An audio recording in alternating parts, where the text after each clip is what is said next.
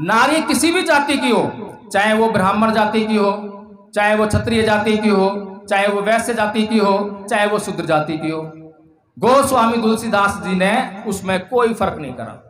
सारी नारियों से उनका बैर था, तो सबके लिए लिख दिया। अब वो नारी जो बड़े चाव से सुंदरकांड का पाठ पढ़ती है, गा गा बजा जा के, उसको ये समझ में नहीं आ रहा है इतना पढ़े लिखने के बाद भी कि ये चौपाई तो मेरे ही से लाभ मिलेगा। मैं आपको ये नहीं कह रहा अपने इस मंच के माध्यम से, वक्तव्य के माध्यम से, कि अब मेरे कहने से आप जब बौद्ध बन जाना, बौद्ध धर्म अपना लेना। अगर मेरे कहने से आप बौद्ध बन भी गए तो कोई फायदा होने वाला नहीं है, क्योंकि आप उस मार्ग पर नहीं चल पाओगे। अच्छा होगा कि आप स्वयं से निर्णय लें, क्या अच्छा है क्या बुरा है। किसी के कहने में आकर ना आप हिंदू बने, ना मुसलमान बने, ना बौद्ध बने। आप पूरी तरह से मात्र 21 साल की उम्र में उसने इतनी बड़ी अच्छी किताब लिखी, और फांसी के फंदे को चूमते वक्त भी जेलर ने उससे बार बार कहा कि ईश्वर में आस्था रख, प्रार्थना कर ले, तेरा कुछ दर्द कम हो जाएगा, तुझे सुख की अनुभूति होगी। लेकिन नहीं, उसने बोला कि मैं स्वार्थी नहीं हो सकता, मैं अपने लालच में आकर अपने जीवन को बचाने के लिए मैं उस ईश्वर को नहीं मान सकता जिस ईश्वर के रहते हुए इस देश में अकाल पड़ते हैं, लोग भूख से मरते हैं, नाना प्रकार की बीमारियों से ग्रस्त रहते हैं। ये तार्किकता है, ये वैज्ञानिकता है, ये महान मान रही है। जब मोदी जी को चीन आंख दिखाता है, पाकिस्तान आंख दिखाता है, जब मोदी जी किस विचार पर चलते हैं? क्या वो भगवान बुद्ध के विचार पर नहीं चलते हैं?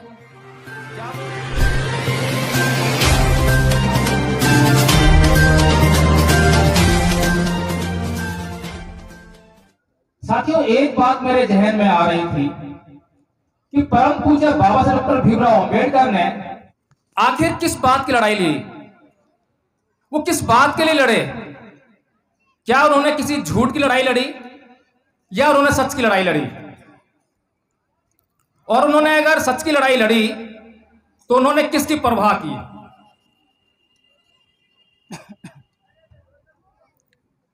साथियों, परम पूज्य बाबा साहब डॉक्टर भीमराव अंबेडकर ने अपनी जिंदगी में समाज सुधार का मतलब होता है कि जो समाज है उसकी कुछ मान्यताएं हैं, कुछ परंपराएं हैं, वह अपनी कुछ सोच बना के रखता है, उस पर चलने का प्रयास कर रहा है। उसमें कहीं गड़बड़ी है, कुछ त्रुटियां हैं, कुछ कमियां हैं जिनको सुधारे जाने की आवश्यकता है।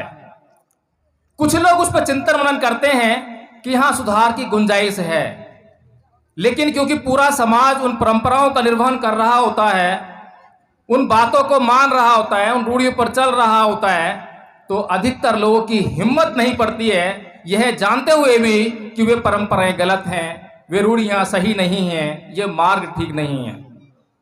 लेकिन जो समाज सुधारक होते हैं वो इस बात की परवाह नहीं करते कि वो समाज उनको क्या कहेगा, उनके साथ कैसा व्यवहार करेगा, उनको मारेगा पीटेगा या क्या करेगा।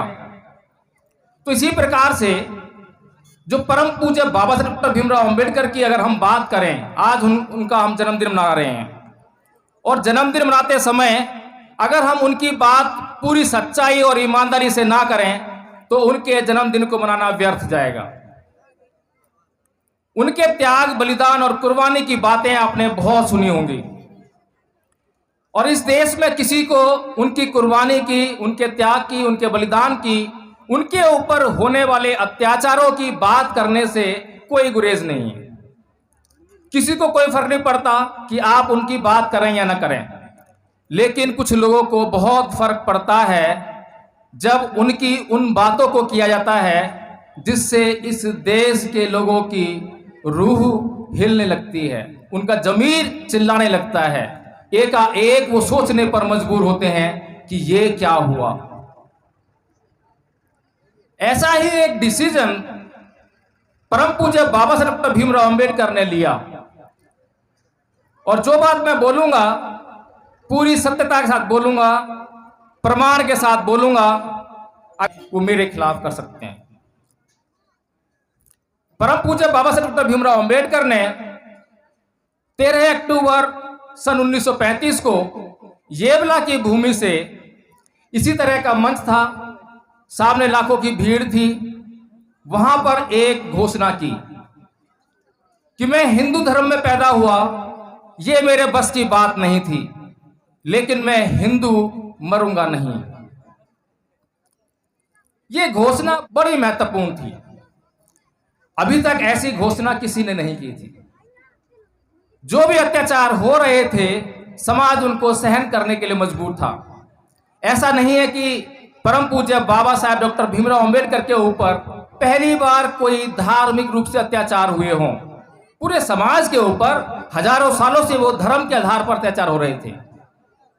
बहुत से लोगों ने सोचा होगा कि ये धार्मिक अत्याचार है, ये धार्मिक तानाशाही है, लेकिन मैंने कहा कि समाज सुधार के बारे में बहुत से लोग सोचते हैं कि ये गलत हो रहा है, लेकिन कदम कोई नहीं उठा पाता, और जो कदम उठाता है वही समाज बदलने का काम करता है। तो परम पूज्य बाबा साहब डॉक्टर भीमराव अंबेडकर ने सन 1935 को यह घोषणा की, जबकि अत्याचार कब से हो रहे थे उनके ऊपर? बचपन से ही अत्याचार शुरू हो गए थे। जब वे नाई के पास अपने बाल कटाने के लिए गए, जो नाई भैंस के बाल काट रहा था, उस नाई ने बाबा साहेब अंबेडकर के बाल काटने से इनकार कर दिया। उसने कहा कि अछूत तू यहां से भाग जा, मैं तेरे बाल नहीं काटूंगा। तो बाबा साहेब डॉक्टर भीमराव अंबेडकर बचपन से बड़े तार्किक थे। उन्होंने पूछा कि भाई आप भैंस के बाल काट सकते हो, तो मेरे बाल काटने में क्या बुराई है? लेकिन वो नाई बहुत रूढ़िवादी था। उसने बड़ी कट्टरता के साथ में जवाब दिया और वहां से भीम को भगा दिया। उसके बाद जब भीम स्कूल गया, तो स्कूल में अंदर बैठकर शिक्षा लेने का अधिकार उसे वंचित कर दिया। उससे स्कूल के जो कंपाउंड में जो नल था या घड़ा था, उससे पानी पीने की सीधे उसको इजाजत नहीं थी। वहां पर चपरासी आएगा, चपरासी ऊपर से पानी डालेगा तो भीम पानी पी पाएगा, चाहे वो मई जून की चिलचिलाती गर्मियां क्यों ना हो, जिसमें कि प्यास को बर्दाश्त करना बड़ा मुश्किल होता है। यह अत्याचार भी भीम के ऊपर हुआ। जब डॉक्टर भीमराव अंबेडकर विदेशों में जाकर बड़ी बड़ी डिग्रियां लेकर भारत में आ गए, ऐसी डिग्रियां जिनको कोई भी व्यक्ति ले तो पूरी दुनिया में वह सम्मान का पात्र बन जाता है, उसे बड़ी बड़ी हस्तियों से बधाइयां मिलती हैं। लेकिन जब परम पूज्य बाबा साहब डॉक्टर भीमराव अंबेडकर जिस छात्रवृत्ति के आधार पर विदेशों में शिक्षा लेने के लिए गए थे, उसका बदला चुकाने के लिए जब बड़ौदा रियासत में नौकरी करने के लिए गए, तब उन्हें वहां भी अछूत होने के कारण नौकरी नहीं करने दी गई। जो कर्ज उन्होंने बड़ौदा रियासत से लिया था, उसको चुकाने नहीं दिया। जब मैं ये बात सोचता हूं तो मैं स्वयं ये सोचने पर मजबूर हो जाता हूं, ये जो बचपन से जो अत्याचार हो रहे थे, तब से डॉक्टर भीमराव अंबेडकर ने हिंदू धर्म को क्यों नहीं छोड़ा? 1935 में यह घोषणा क्यों की? और ये जो अत्याचार हो रहे थे, ये अत्याचार कौन कर रहा था? क्या इस देश के मुसलमान ये अत्याचार डॉक्टर भीमराव अंबेडकर पर कर रहे थे? ईसाई कर रहे थे? विदेशी कर रहे थे? आखिर कर कौन रहा था? वो इसी देश के उन्हीं के धर्म के भाई हिंदू लोग ही कर रहे थे ना। अब मैं ये सोचने पे और मजबूर होता हूं कि जब वो अपने ही धर्म के भाई के साथ में ऐसे अत्याचार कर रहे थे, तो वे अत्याचार कर क्यों रहे थे? उन्हें ये अत्याचार करने की इजाजत किसने दी? किसी ने उनको रोका क्यों नहीं? रोकता कौन? इजाजत कहां से मिली? इजाजत मिली धर्मशास्त्रों से। धर्मशास्त्र जिनके आधार पर इस समाज में हजारों सालों से अत्याचार होता आया।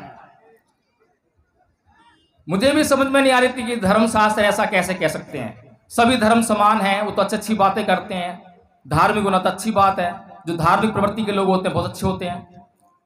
लेकिन मुझे अचंभा हुआ जब मैंने रामायण पढ़ी, जब मैंने तुलसीदास की रामायण पढ़ी, तो उसमें चौपाई आती है कि ढोल सुत पशु गवार और नारी, ये सकल ताड़ना के अधिकारी। एक जगह कहीं पर चर्चा हो रही थी, थोड़ी सी बहस हो गई। एक पढ़ी लिखी महिला वो बहस करने लगी कि आपको इसका मतलब नहीं मालूम है। मैंने कहा ठीक है, तो आप बता दीजिए। वो कहती है कि ताड़ना का मतलब मारना पीटना नहीं होता, लताड़ना नहीं होता। ताड़ना का मतलब होता है शिक्षा करना, शिक्षित करना, शिक्षा देना। तो मैंने उससे पूछा कि ये सिर्फ इन्हीं लोगों को शिक्षित करना उद्देश्य था, बाकी लोगों को भी छोड़ दिया? क्योंकि आज जिस युग में हम जी रहे हैं वो तर्क का युग है, विज्ञान का युग है। लोग आज सोचने लगे हैं। तो जब ये प्रश्न करते हैं तो उसका जवाब देना भी, जो उन चौपाइयों को आज भी बड़े चाव से पढ़ रहे हैं, तो उनको उसका जवाब ही खोजना था। इसीलिए उन्होंने ताड़ना को बदल दिया शिक्षा देने में। इसी प्रकार से जो पढ़ी लिखी नारी है, जो डॉक्टर बन गई है, वकील बन गई है, इंजीनियर बन गई है, राष्ट्रपति बन गई है, प्रधानमंत्री बन गई है, और जब वह सुंदरकांड के पाठ में जाती है और वहां पर वो जब ये चौपाई को बड़े चाव से मजे लेकर पढ़ती है और गाती है, तो मैं उसकी मूर्खता की क्या बात करूं। उसमें लिखा है ना कि ढोल छुप पशु गवार और नारी ये सकल ताड़ना के अधिकारी। अब नारी को भी उसमें शामिल किया है। कौन कौन है? ढोल है, शूद्र है, पशु है, गवार है और नारी है। इन लोगों को एक ही कैटेगरी में रखा है। जैसे ढोल है, ढोल निर्जीव है, जब तक उसको पीटेंगे नहीं तो आवाज नहीं करेगा। और जो गवार है उसको भी पीट कर ही बस में रख सकते हैं। शूद्र के लिए भी ये शब्द इस्तेमाल किए। और नारी, नारी किसी भी जाति की हो, चाहे वो ब्राह्मण जाति की हो, चाहे वो क्षत्रिय जाति की हो, चाहे वो वैश्य जाति की हो, चाहे वो शूद्र जाति की हो। गोस्वामी तुलसीदास जी ने उसमें कोई फर्क नहीं करा। सारी नारियों से उनका बैर था, तो सबके लिए लिख दिया। अब वो नारी जो बड़े चाव से सुंदरकांड का पाठ पढ़ती है, गा गा बजा जा के, उसको ये समझ में नहीं आ रहा है इतना पढ़े लिखने के बाद भी कि ये चौपाई तो मेरे ही खिलाफ है, उसका कभी विरोध नहीं करती है। ये बड़ा ताज्जुब का विषय है। इसी तरह से मैंने वाल्मीकि रामायण पढ़ी, तो वाल्मीकि रामायण में एक प्रकरण आता है शंभुक ऋषि का वध। अब शंभुक कौन है और उसका प्रकरण क्या है? शंभुक जंगल में तपस्या करता है, बहुत कठिन तपस्या करता है। ऐसे उच्च कोटि की तपस्या करता है कि उस समय के जो ब्राह्मण थे वो भी उस तरह की तपस्या नहीं कर पा रहे थे। जैसे आज के जमाने में परम पूज्य बाबा साहब डॉक्टर भीमराव अंबेडकर ने तपस्या की, तो उनके जो समकालीन आसपास हम किसी को नहीं देखते हैं कि इतनी कठिन तपस्या किसी ने की हो, इतनी डिग्रियां किसी ने हासिल की हो। ऐसी तपस्या उस समय पर शंभुक ऋषि जंगल में कर रहे थे। अब राम वहां पहुंचते हैं और देखते हैं कि ये इतना तेजस्वी व्यक्ति कौन है जो तपस्या के उत्कर्ष को छू रहा है, उसकी पराकाष्ठा को छू रहा है। तो जाके उसका परिचय लेते हैं। भगवान श्री राम उससे बोलते हैं कि भाई आप कौन हैं जो इतनी कठोर तपस्या कर रहे हो? ऐसी तपस्या करने वाला व्यक्ति मैंने पहले कभी नहीं देखा। आप किस जाति से हो, किस गोत्र से हो, कृपया अपना परिचय दें। क्या पूछ रहे हैं वो? मैं अपने से कुछ नहीं बोल रहा हूं, इस बात को ध्यान रखें। मैं जो बोल रहा हूं वो वाल्मीकि रामायण से बोल रहा हूं, और वाल्मीकि रामायण हर किसी के लिए उपलब्ध है, अभी वो बैन नहीं हुई है। तो वो भगवान श्री राम क्या पूछ रहे हैं शंभुक ऋषि से कि भाई आपकी जाति कौन सी है? जाति पूछ रहे हैं। क्यों पूछ रहे हैं? क्योंकि उस समय किसी भी शूद्र को पढ़ने का अधिकार नहीं है। तो भगवान श्री राम ये जांचने का प्रयास कर रहे हैं जाति पूछकर कि कहीं कोई शूद्र तो तपस्या नहीं कर रहा है। तो शंभुक ऋषि सत्य बोलने वाले थे, तो उन्होंने अपना परिचय देते हुए बोला कि राम, मैं शूद्र शंभुक हूं और मैं शूद्र समाज से ताल्लुक रखता हूं। और जैसे ही राम को पता लगा तो म्यान से तलवार निकाली और उस शंभुक की गर्दन को उसके धड़ से अलग कर दिया। ये जो अत्याचार हुआ ये क्यों हुआ? भगवान कहे जाने वाले श्री राम ने उस शंभू को क्यों मारा? क्या कसूर था? तपस्या करना कसूर था? लोगों को शिक्षित करना कसूर था? इसी प्रकार से परम पूज्य बाबा साहब डॉक्टर भीमराव अंबेडकर ने जब ज्ञान की पराकाष्ठा को छू लिया और उसके बाद उन्होंने धर्म ग्रंथों का अध्ययन किया, रामायण पढ़ी, महाभारत पढ़ी, मनुस्मृति पढ़ी, और जब सबको पढ़कर उसके भीतर झांक कर देख लिया कि ये सब क्या हो रहा है, ये लोग जो मेरे पे बचपन से अत्याचार कर रहे हैं, ये लोग अपनी मर्जी से नहीं कर रहे हैं, इनकी मर्जी के पीछे वो शक्ति है और वो शक्ति धर्मशास्त्रों से मिल रही है। तो उन्होंने सबसे पहले तो उसको अत्याचार को धार्मिक रूप समझते हुए 1935 में ये घोषणा की कि मैं हिंदू धर्म में पैदा हुआ, ये मेरे बस की बात नहीं थी, लेकिन मैं हिंदू धर्म में मरूंगा नहीं। उससे पहले उन्होंने 25 दिसंबर 1927 को मनुस्मृति का दहन किया था, मनुस्मृति को जलाया था। वो किस लिए? अभी हमने नवरात्रे देखे, नवरात्रे गए हैं, उसमें मांस को लेकर बड़ी गर्मा गर्म बहस हुई। बहुत से लोगों ने मांस को बेचने पे प्रतिबंध लगाने का प्रयास किया। अब सोचने वाली बात यह है, क्या मनुस्मृति हिंदुओं को मांस खाने के लिए मना करती है?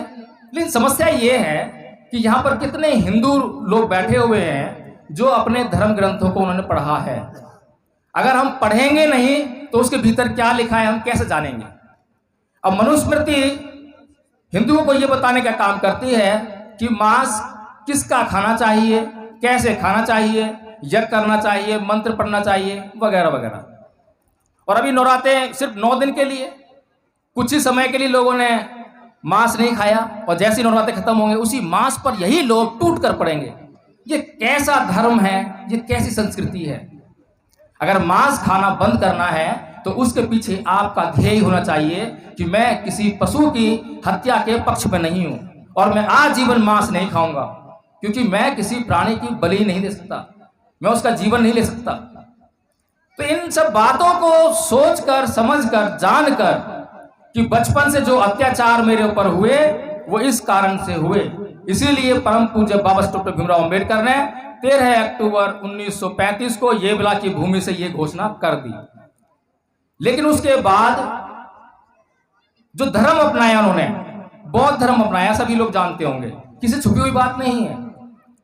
14 अक्टूबर सन 1956 को, ठीक 21 साल बाद, परम पूज्य बाबा साहब डॉक्टर भीमराव अंबेडकर नागपुर की दीक्षा भूमि से लाखों लोगों के उपस्थिति में और लाखों लोगों के साथ धर्म परिवर्तन करते हैं।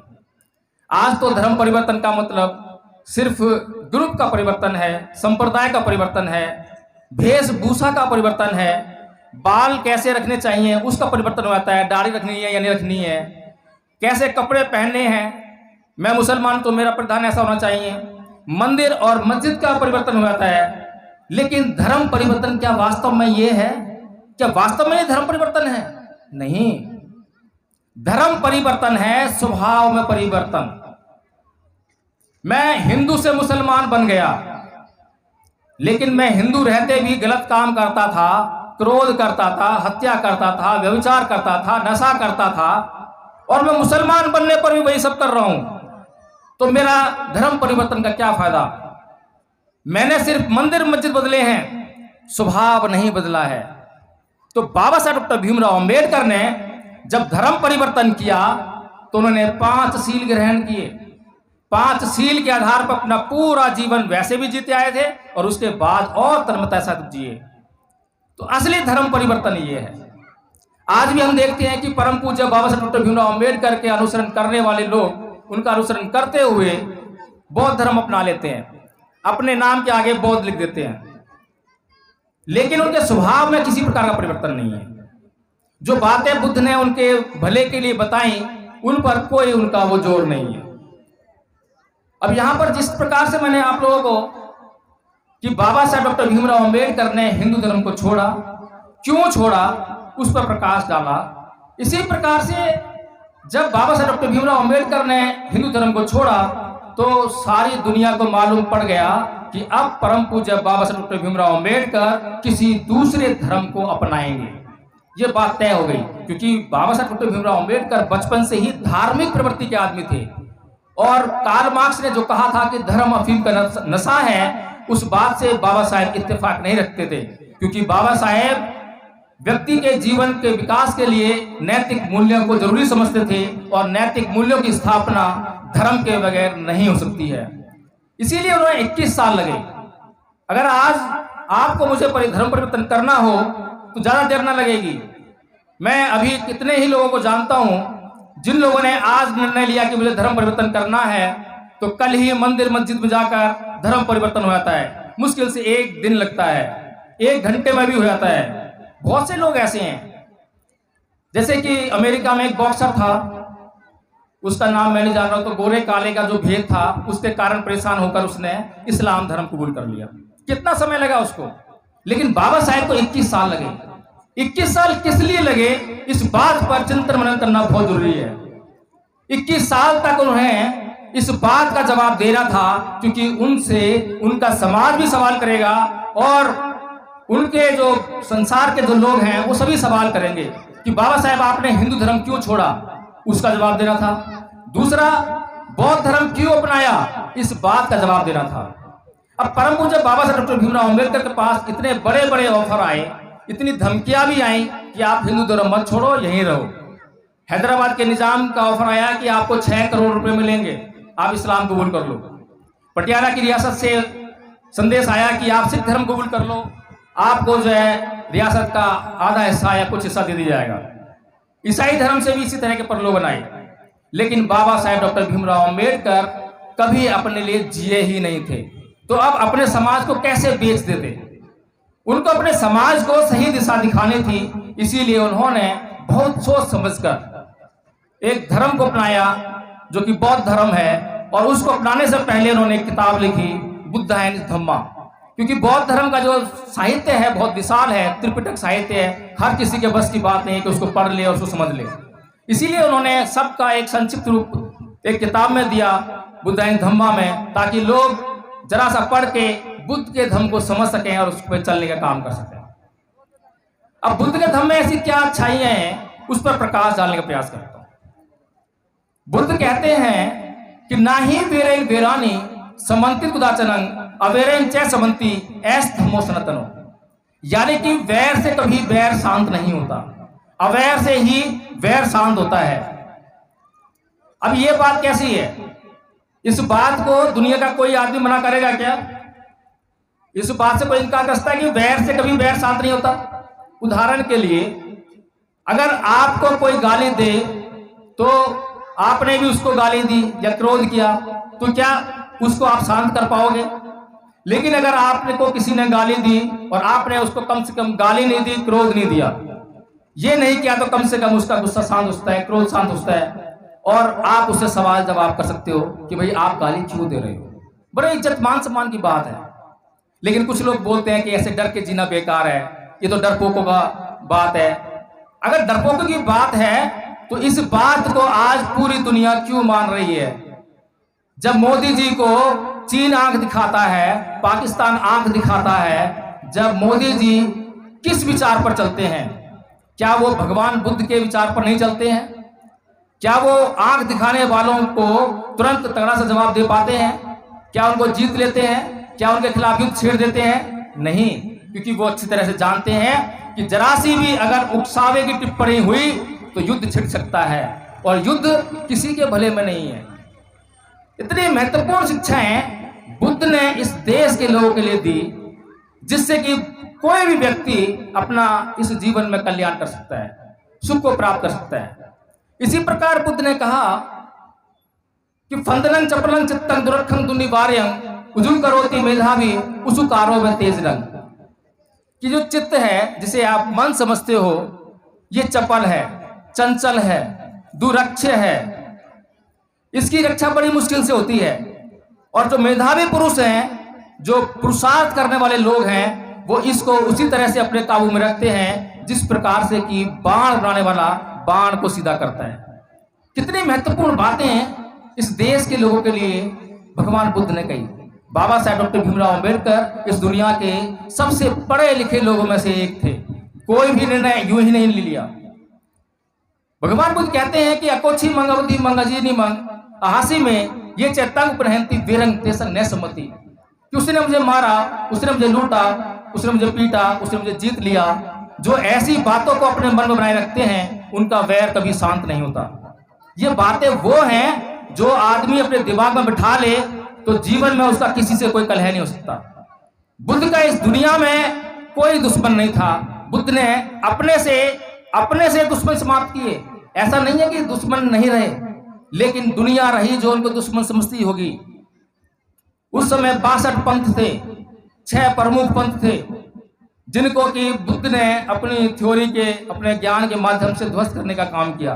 वो तो दुश्मन रखते होंगे, लेकिन बुद्ध ने किसी के प्रति बैर नहीं पाला और अपने से हर दुश्मन को नष्ट कर दिया। तो कहने का मतलब ये है कि आज हम अगर परम पूज्य बाबा साहब भीमराव अम्बेडकर की जयंती मनाने का काम कर रहे हैं तो हमें इस बात को बड़े ध्यान से समझना पड़ेगा कि परम पूज्य बाबा साहब डॉक्टर भीमराव अम्बेडकर की जयंती मनाने से हमारा कोई भला नहीं होगा। क्योंकि इस गांव में आया तो पता लगा कि यहाँ पर भगत सिंह की भी मूर्ति लगाई है। अब भगत सिंह की मूर्ति, भगत सिंह और बाबा साहेब की तस्वीरें लगाने का निर्णय तो केजरीवाल सरकार ने पंजाब में और दिल्ली में भी लिया है, लेकिन भगत सिंह को बताने का निर्णय कौन लेगा? बाबा साहेब को बताने का कौन निर्णय लेगा? उनके बारे में बताने की बात कौन करेगा? भगत सिंह के बारे में आप क्या जानते हैं?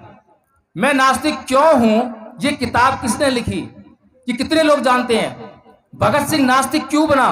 मात्र 21 साल की उम्र में उसने इतनी बड़ी अच्छी किताब लिखी और फांसी के फंदे को चूमते वक्त भी जेलर ने उससे बार बार कहा कि ईश्वर में आस्था रख, प्रार्थना कर ले, तेरा कुछ दर्द कम हो जाएगा, तुझे सुख की अनुभूति होगी। लेकिन नहीं, उसने बोला कि मैं स्वार्थी नहीं हो सकता, मैं अपने लालच में आकर अपने जीवन को बचाने के लिए मैं उस ईश्वर को नहीं मान सकता जिस ईश्वर के रहते हुए इस देश में अकाल पड़ते हैं, लोग भूख से मरते हैं, नाना प्रकार की बीमारियों से ग्रस्त रहते हैं। ये तार्किकता है, ये वैज्ञानिकता है, ये महान पुरुष थे। इनको समझने का काम हम करेंगे और उसको अपने जीवन में हम ढालने का प्रयास करेंगे। इन महापुरुषों की जयंती को मनाने का हमारे जीवन में कोई बड़ा लाभ नहीं है। लाभ है तो उनके बताए हुए मार्ग पर चलने से लाभ मिलेगा। मैं आपको ये नहीं कह रहा अपने इस मंच के माध्यम से, अपने वक्तव्य के माध्यम से, कि अब मेरे कहने से आप जब बौद्ध बन जाना, बौद्ध धर्म अपना लेना। अगर मेरे कहने से आप बौद्ध बन भी गए तो कोई फायदा होने वाला नहीं है, क्योंकि आप उस मार्ग पर नहीं चल पाओगे। अच्छा होगा कि आप स्वयं से निर्णय लें क्या अच्छा है क्या बुरा है। किसी के कहने में आकर ना आप हिंदू बने, ना मुसलमान बने, ना बौद्ध बने, आप पूरी तरह से धार्मिक बने। बुद्ध ने धर्म की परिभाषा कहते हुए कहा था कि सब पापस्य अकरणं कुशलस्य उपसंपदा सचित्त प्रयोदपन्नं एतं बुद्धानुशासनं, कि सभी प्रकार के पाप कर्मों का ना करना, सभी प्रकार के पुण्य और अच्छे कर्मों का करना, और पाप और पुण्य के बीच के भेद को जानने के लिए अच्छे और सच्चे चित्त का निर्माण करना, यही धर्म है। हम अब तक धर्म किसको समझ रहे हैं? धूप बत्ती अगरबत्ती को करने से, घंटी बजाने से, इन्हीं सबको समझ रहे हैं। तो हमें समझना पड़ेगा कि धर्म क्या है और धर्म का हमारे जीवन में क्या उद्देश्य है। इसी साथ मैं अपनी बात को समाप्त करता हूँ। जय भीम, नमो बुद्धाय।